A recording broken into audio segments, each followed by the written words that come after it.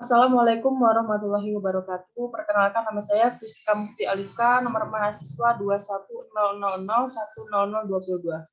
Di sini saya akan mempresentasikan hasil dari rangkuman saya dari bab 2, 3, dan bab 12 dari buku Manajemen Handbook Klinik.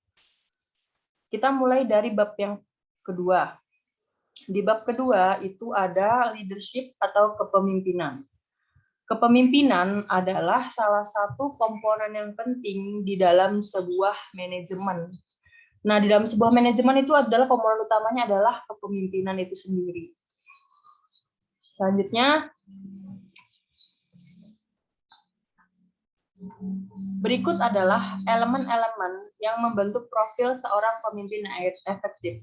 Nah, di bawah ini jadi ada beberapa elemen yang membentuk profil seorang pimpinan yang efektif. Jadi pimpinan itu harus mempunyai elemen-elemen di bawah ini agar menjadi pimpinan yang efektif. Yang pertama ada visioner. Pemimpin yang efektif mampu menyusun visi untuk bergerak melampaui status quo. Visi yang jelas, fokus, dan mudah dipahami, bahkan jika proses diperlukan untuk implementasinya panjang dan rumit.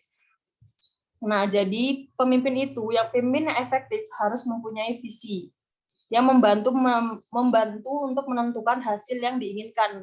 Jadi dalam suatu organisasi, pemimpin itu harus mempunyai visi yang membantu mereka untuk menentukan apa yang akan mereka tuju.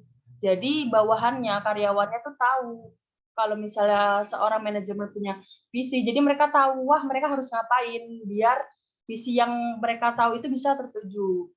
Selanjutnya ada komunikator dan pendengar. Sama pentingnya sebagaimana dengan visi tadi, komunikator dan pendengar. Jadi ibaratnya manajer dan bawahan. Manajer sebagai pendengar dan komunikator sebagai bawahannya atau karyawannya. Dalam sebuah organisasi harus ada komunikasi dan pendengar yang baik. Jadi ketika karyawan mempunyai masalah atau mempunyai problematik, dia bisa berbicara kepada atasannya. Nah, atasannya itu harus menjadi pendengar yang baik atas bawahannya tadi. Dia mendengarkan apa keluh kesah bawahannya, apa masalah yang sedang dialami. Nah, di situ pendengar atau si manajer ini memberikan saran kepada bawahannya. Kamu harus kayak gini biar kamu nggak keberatan, biar kamu nggak kesusahan, kayak gitu. Jadi harus ada komunikasi dan pendengar yang baik antara bawahan dan manajer. Selanjutnya ada motivator, di mana kepemimpinannya tidak ada dan moral buruk. Siapa yang mau menjadi staf mereka, orang bagaimanapun memiliki kemampuan, kelemahan, dan potensi yang berbeda. Beberapa keinginan lebih banyak bimbingan dan arahan daripada yang lain. Nah, di motivator dalam sebuah organisasi itu adalah tugasnya seorang manajemen. Nah, manajemen ini tugasnya memotivasi para karyawan untuk bisa menuju sebuah visi yang mereka punya. Jadi dia memotivasi nih karyawannya, nih kamu harus semangat nih supaya tujuan kita bisa terwujud. Jangan sampai kamu lesu, nggak semangat, yang akhirnya menjadikan tujuan kita tuh nggak tertuju. Nah, itu tugasnya dari seorang manajemen yang harus memotivasi staf bawahannya supaya mereka semangat, supaya tujuan yang mereka punya itu tertuju dan terwujud. Selanjutnya ada penengah.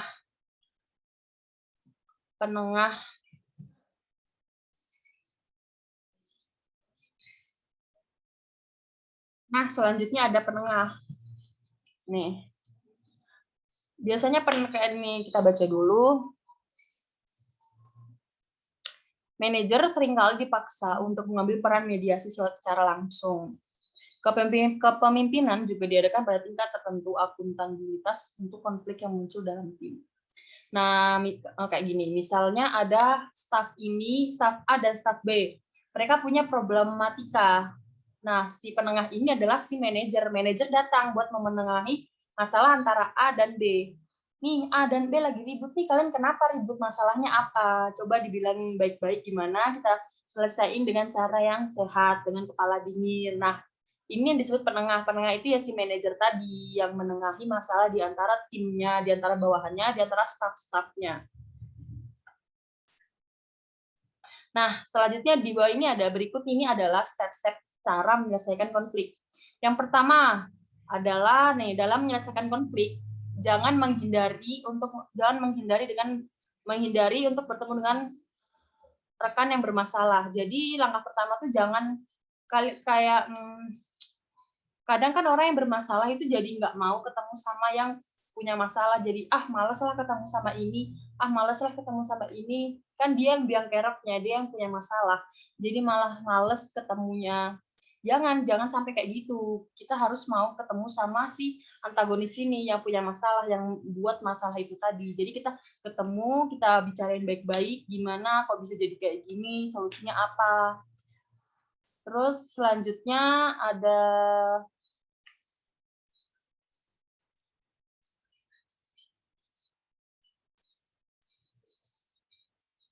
yang selanjutnya, mungkin ini minta setiap peserta untuk menjelaskan tindakan spesifik yang akan mereka lakukan hingga pihak lain mengambil yang akan menyelesaikan.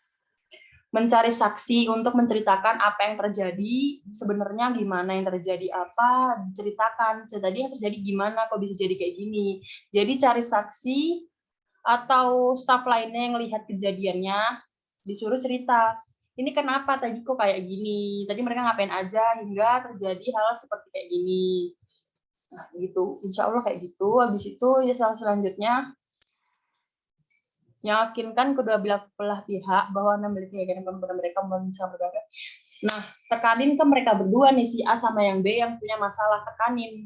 Kalian bisa nyelesain masalah ini dengan kepala dingin, dengan cara yang baik. Nah, kasih waktu mereka buat nyelesain masalah ini tadi. Nah, kalau kalian kasih waktu nih, saya kasih waktu segini, kalian harus bisa nyelesain masalah ini dengan kepala dingin. Saya datang ke sini berapa menit lagi, misalnya masalah ini harus sudah clear, harus sudah selesai. Gitu. Selanjutnya ada pembangunan koalisasi untuk menjadi manajemen yang efektif, pemimpin yang efektif harus membangun koalisasi. Manajer kayak itu memiliki senjata usaha memelihara suatu fungsi tim yang menyatukan keterampilan yang saling melengkapi dan atribut. Sementara sejumlah tim manajemen formal ada di semua misi dan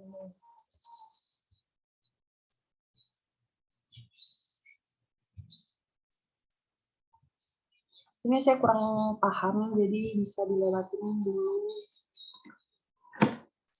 Nah, selanjutnya ada berkepala dingin. Jadi seorang manajemen, seorang pemimpin yang efektif dalam segala memutuskan keputusan,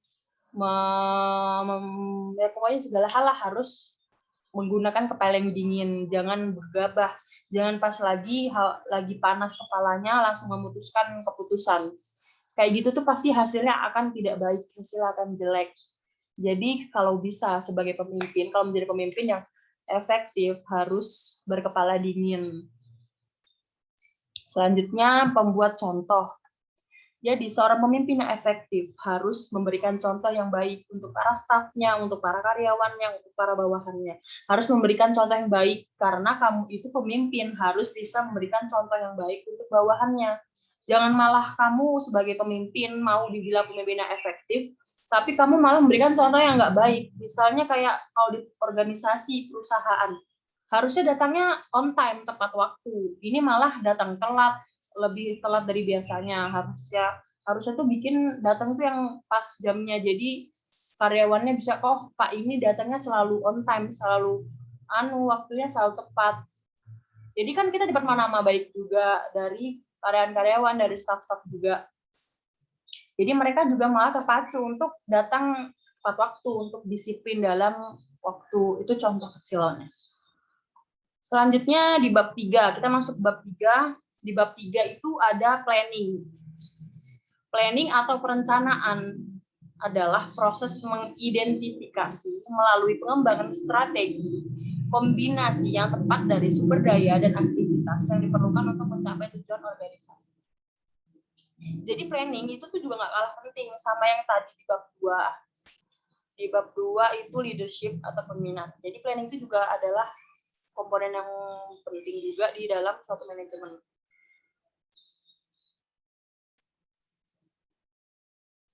Nah, perencanaan itu terdiri dari tiga tingkatan. Yang pertama ada politik. Dan politik itu tentang kesepakatan tentang tujuan, keseluruhan, dan sumber daya. Yang kedua strategis dalam pengembangan metode yang luas dalam menetapkan jalannya kegiatan untuk mencapai suatu tujuan. Yang ketiga ada operasional dalam melaksanakan sehari-hari di bidang rencana strategis.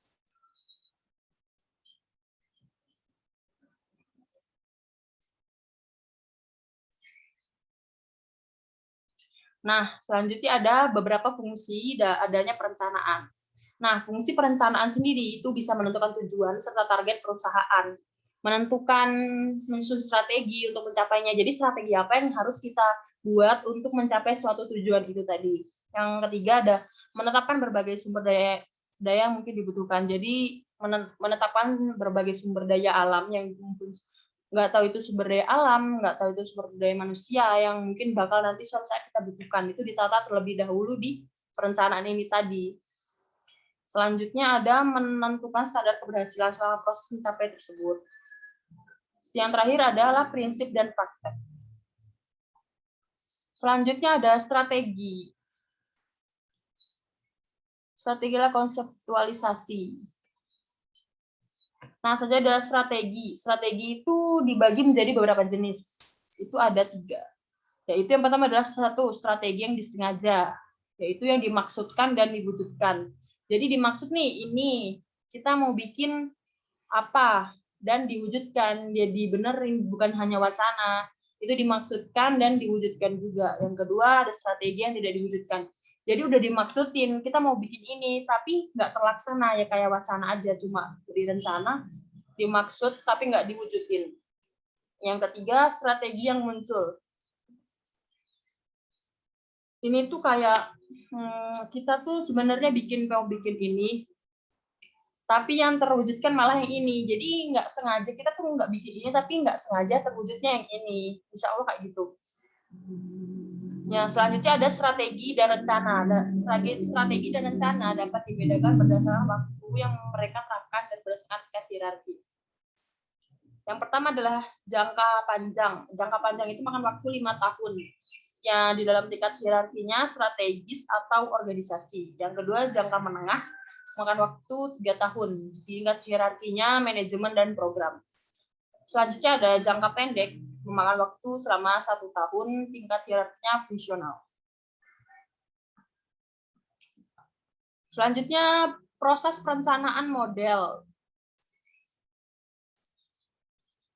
Berbagai pendekatan untuk manajemen dan perencanaan strategi adalah dipekerjakan oleh organisasi yang berbeda, tergantung pada kebutuhan mereka, kapasitas dan sumber daya. Pengembangan strategi dan proses perencanaan biasanya mengikuti urutan langkah. Nah, dibedakan antara 5 fase utama. Nah, berikut ini adalah 5 fase perencanaan. Yang pertama adalah rencana untuk perencanaan, selanjutnya ada tujuan, yang kemudian ada analisis SWOT, lalu perumusan strategi, dan yang terakhir diterapkan. Tadi perencanaan yang sudah kita buat dari awal, dari rencana untuk perencanaan, tujuan, analisis SWOT, perumusan strategi, dan akhirnya diterapin. Nah, fase ke-6 itu evaluasi, dapat ditambahkan ke proses linier ini yang mengevaluasi pertanyaan apakah kita udah mencapai sasaran utama tadi, kita udah bisa nembus sasaran yang kita patokan tadi di awal. Nah, rencana untuk perencanaan. Ini definisi tadi. Nah, yang terakhir adalah bab 12. Nah, bab 12 ini ada evaluasi. Evaluasi sendiri adalah suatu proses untuk menyediakan informasi tentang sejauh mana suatu kegiatan tertentu telah dicapai. Nah, ini tuh evaluasi tuh mengevaluasi kegiatan yang udah kita rancang, yang udah kita proses itu kegiatannya udah mencapai target belum yang kita bikin tadi, bagaimana perbedaan pencapaian itu dengan suatu standar tertentu untuk mengetahui apakah ada selisih di antara keduanya. Nah, di sini ada fungsi evaluasi sendiri bagi manajemen. Nah, fungsinya itu ada bisa mendukung strategi dan manajemen berbasis bukti. Lalu ada meningkatkan akuntabilitas, bisa membantu pembelajaran organisasi juga. Lalu bisa untuk mengorganisir untuk evaluasi, bisa mengartikulasikan teori perubahan, pemangku kepentingan, Lalu selanjutnya ada jenis dari evaluasi. Evaluasi itu memberikan apa yang kita inginkan. Jadi kita harus jelas tentang tujuan kita apa. Nah, bagian ini tuh mencakup 3 tujuan, yaitu 1, memantau apakah kegiatan terjadi secara rencana, dan biaya itu hemat enggak biayanya, banyak makan biaya enggak, atau malah justru malah hemat.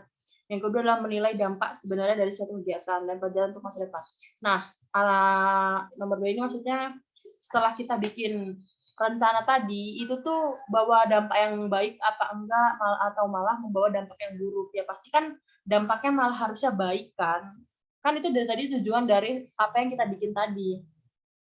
Selanjutnya adalah menelusuri gambaran strategis secara keseluruhan, baik untuk sektor tertentu atau negara secara keseluruhan.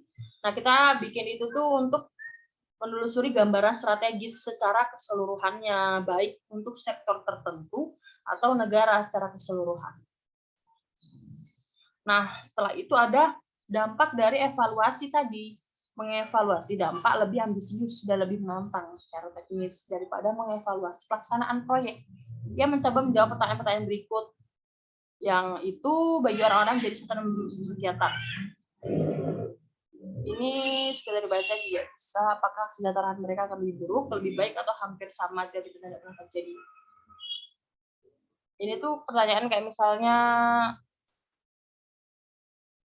kalau misalnya kegiatan yang kita rancang, yang kita buat di awal tadi itu tuh tidak terjadi, apakah kesejahteraan yang kalian itu akan lebih buruk, lebih baik, atau hampir sama aja? Kalau misalnya kita nggak bikin itu, nggak pernah akan terjadi.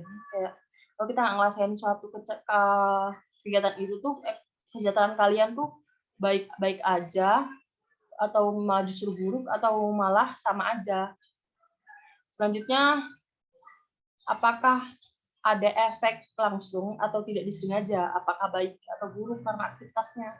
Nah, aktivitas yang kita lakuin tadi itu hasilnya efeknya, atau efeknya itu kerasa langsung atau nggak sengaja, atau malah baik efeknya. Kan kadang ada efek yang langsung terjadi karena itu kegiatan tadi kayak langsung efeknya kerasa, ada yang efeknya belum kerasa, terus kerasanya pas nggak sengaja itu malah jadi kerasa, atau malah efeknya baik atau buruk gitu. Terus selanjutnya, apakah manfaat kegiatan cukup untuk membayarkan biaya? Jadi efek manfaat dari apa yang kita buat tadi itu tuh setimpal nggak sama biaya yang dikeluarkan. Jadi kita misalnya kita ngeluarin biaya banyak, terus manfaatnya untuk masyarakat itu tuh sebanding nggak sama biaya yang kita keluarin. Kalau misalnya sebanding ya bagus berarti. Selanjutnya ada orang seperti apa yang paling diuntungkan dari kegiatan tersebut. Kayak misalnya seminar, kita bikin seminar. Nah, orang yang paling diuntungin dalam suatu seminar itu siapa sih? Tujuan utamanya siapa? Kalau misalnya mahasiswa, nah si mahasiswa ini benar-benar diuntungkan nggak dari hasil seminar tadi, mereka untung apa aja? Gitu. Nah, udah.